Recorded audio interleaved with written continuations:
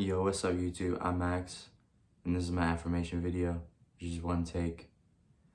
I'm gonna read you this book I've been copying by James Allen. And it's just my affirmation video. It's just one take, and I'm just gonna read it to you. It's called Poverty to Power, and you can see all my videos are the same thing. I just do the same thing over and over again. It's my affirmation video. I just write this here in my affirmation journal, and then I just read it to the camera. One take. And this is entering the infinite. And if you care to listen to hear what I have to say, you might have something you could take away. So from the beginning of time, we, in spite of our bodily appetites and desires, in the midst of all our clinging earthly and permanent things, and have ever been intuitively conscious of the unlimited and transient and illusionary nature of our material existence, and our sane and silent of our material existence, and our sane and silent moments, and have tried to reach out into our comprehension of the infinite, and then have turned with the tearful aspiration towards the restful reality of the eternal heart, while vainly imagining the pleasures of earth as we are here, satisfying the sorrow continually, reminding ourselves on the unreal, unsatisfying nature, ever striving to believe in the complete satisfaction is to believe the found material things, that we are conscious of this inward and persistent revolt against the belief, which we revolt in this misunderstanding of the essential mortality and the inherent and in principles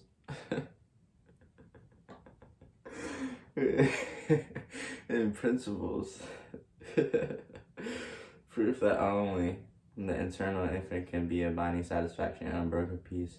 And here is the commonly ground of faith, and here is the root of spring and love, in which is central and spiritual and divine and eternal and immersed in mortality, and with no trouble or unrest is ever striving towards the consciousness of our real nature. The human spirit is inseparable from the infinite, and can be satisfied nothing short of the infinite, and the burden of the pain and the continuing weight of our hearts and the shadows of the darkened. I don't know why I laugh at it. Darkened the right pathway until ceasing from our wanderings in this dream. Really, it's just a dream. World of matter, we come back our home of this reality of the eternal. As the smallest drop of water detached from the ocean contains all the qualities of the ocean, so we detach from the consciousness of the infinite, and we contain in ourselves its likeness, as the drop of water must be of the law of nature, ultimately find its way back to the ocean, and as we lose ourselves in the direct silent path, so we must then be by unfailing law of our nature. At last we return to the source in ourselves, and the great of this infinite, to again to become in the infinite, and the goal of mankind to perfect harmony with the eternal law is wisdom, love, and peace, but is the divine state, and must be incomprehensible to merely personal or professional or personality, or separateness or selfishness, as we are the same, and we are the understandings of the wisdom and the divinity. By the unqualifying surrender of the personality, separateness of the selfishness cease, and enter the possession of our divine heritage of immortality. And we're going to flip the page to again become more of this infinite and goal of humankind, to enter into this perfect harmony with the eternal laws of wisdom, love, and peace, and by this divine state it must enter into comprehensible, into merely personal personalities, separateness, as we are the same, and as we are wisdom, and as we are to here surrender in this selfishness and to cease, and we must enter into this possession of divine heritage of immortality and infinity.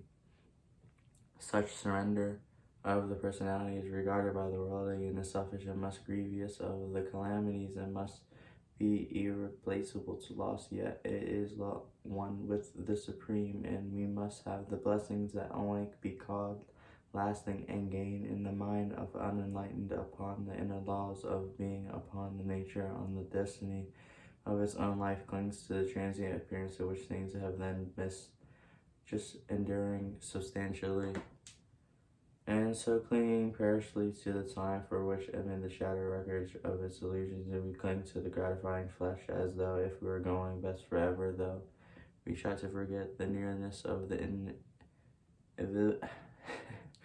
this ability, and just to understand this delusion that is going on with the dread of death and the loss of the cling of the clouds at our happiest hours, and the chilling shadow of our own selfishness follows us like a specter in which our own accumulation of understandable comforts and luxuries, the divinity within us is drugged, and then in which is a sink in which is deeper and deeper into materiality, into the spiritual life of these senses, and where there is sufficient intellect, theories concerning the immortality of the flesh come to be regarded as these truths. When our souls are caught up with selfishness and any other form, we lose the power of spiritual misunderstandings and confuse these temporary things with the eternal and perishable, with the permanent. And we must understand we have immortality, and there is no error within the truth. It is that this is the world that has come filled with the theories and speculations, telling them that no foundation of experience and body of flesh contains within itself from the hair of birth the elements of its own destruction, and by the unalterable laws of its own nature must it pass away. The perishable in the universe can never become permanent, and the permanent can never pass away.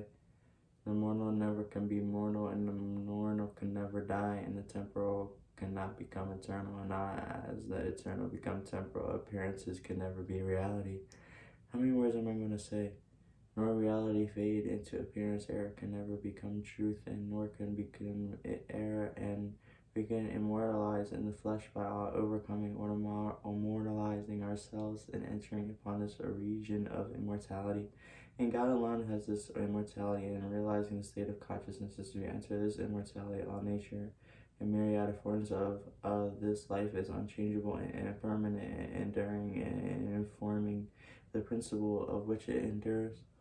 Nature is many and is marked by separation. The informing principle is now marked by unity, overcoming the senses and selfishness. This is the overcoming of nature, which has emerged from the crystallization of the personal and illusionary, in which we fly in the glorious light of impersonal and the region of universal truth, out of which is perishable forms. Let us therefore practice self-denial, let us conquer our animal instincts, and let us refuse to be enslaved by the luxury pleasures. Let us practice virtue, grow daily into the higher and higher virtue, until at last we grow into the divine and enter into both the practice and the comprehension of the humility, meekness, forgiveness, compassion, and love, and practice and comprehension of which constitute divinity. Goodwill incites those who have so conquered the personality that have one attitude of mind. The goodwill towards the creatures of possess the divine insight and the capable of distinguishing from the false. Supremely good people are therefore wise, divine, enlightened, and have knowledge of the eternal, where you find unbroken gentleness, enduring patience, sublime loneliness. Loneliness? No, there's no that. We don't have that there. Graciousness, speech, self-control, self-forgiveness, and deep abounding sympathy. Look there upon the highest wisdom. Me. Seek then the company of such people, for they have realized divine. Me. Max. I'm Max. They have lived with the eternal, and they have become one with the infinite.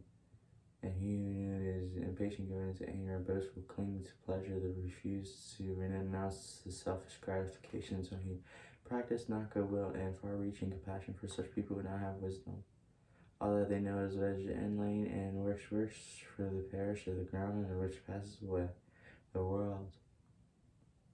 The body of personality in which the mirage is upon the desert of time transition into these dreams of dark night of spiritual slumber. And those who have crossed the desert, those who have spiritually awakened, have alone comprehended the universal reality. Those who our appearances are dispersed in dreaming, and dissolution is destroyed.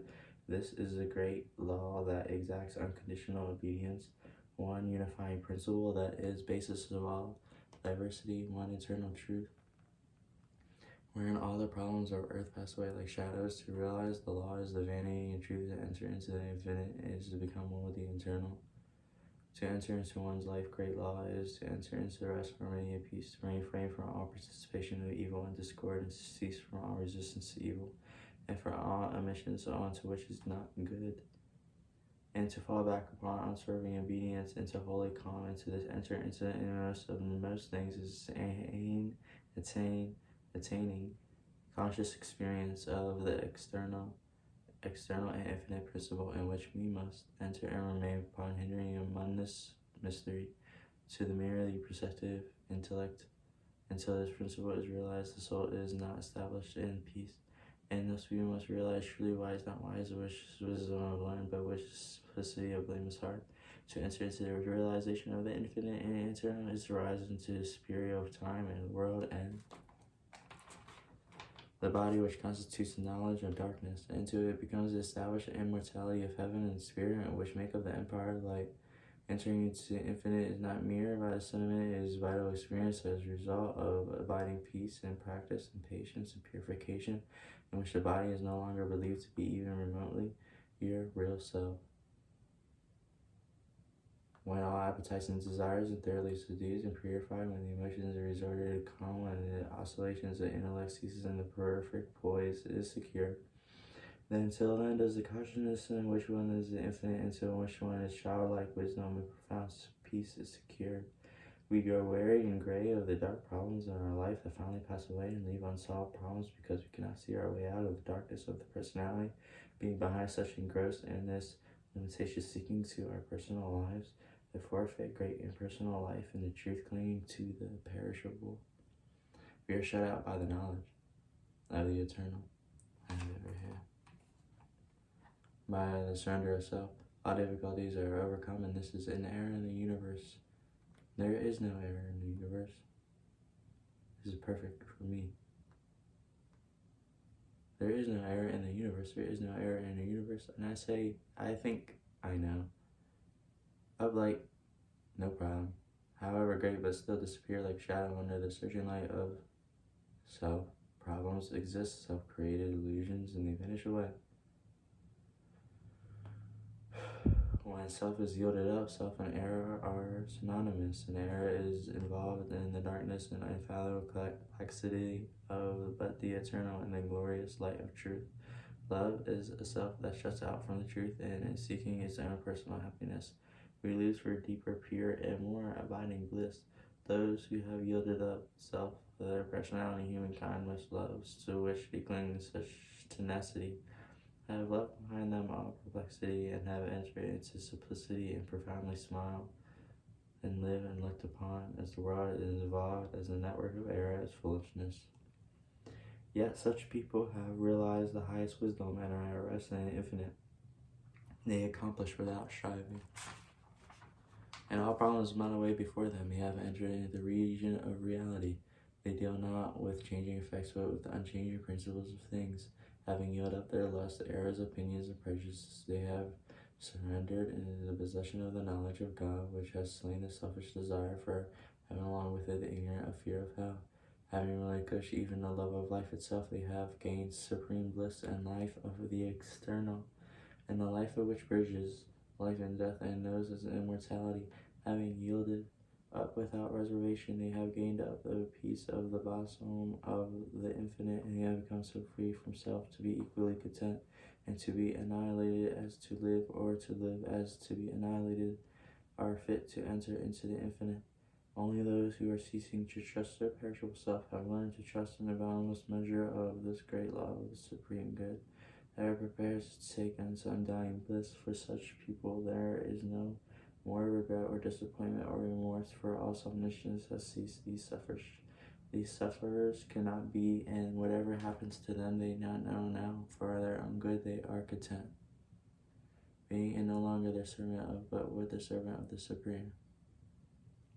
They are no longer affected by the changes of earth, and they hear of wars and rumors of wars, but peace is not disturbed. And where others grow angry and cynical and quarrelsome, they know not that the world is progressing, and that though is laughing is weeping, that though is keeping, that those follies and the labors are weaving in and out of sight to the end from the beginning. Through the virtue and all the sinning, reeled God's great spool of progress, and we pulled it from the thread of light. When a fierce storm is raging, none are angered about it, because they know it's right, and it will quickly pass away in the storms of contention in its insight, devastating the world, the sage looking with an eye of fright. But here is the truth, and we such pity. How am I continue on, knowing that it will pass away, and that out of this wreckage of broken hearts which it leaves behind, the immortal temple of wisdom will be built, and sublimely patient, infinitely compassionate, deep, silent, and pure. Their very essence is a benediction. When they speak, the listeners ponder the words in their hearts, and by their rise, higher levels of attainment, such are they, are entered into the infinite, and there by the power of the utmost sacrifice, having sold the most sacred mystery of life. I'm gonna take it back. I'm Max. This is my affirmation video. And this was entering into the infinite. I wrote it here. This was just one take of my affirmation video. It's all the same. And entering into the infinite by infinite. This is great. I hope you're listening. This is entering. I think we're entering into the infinite. I think it's been long enough.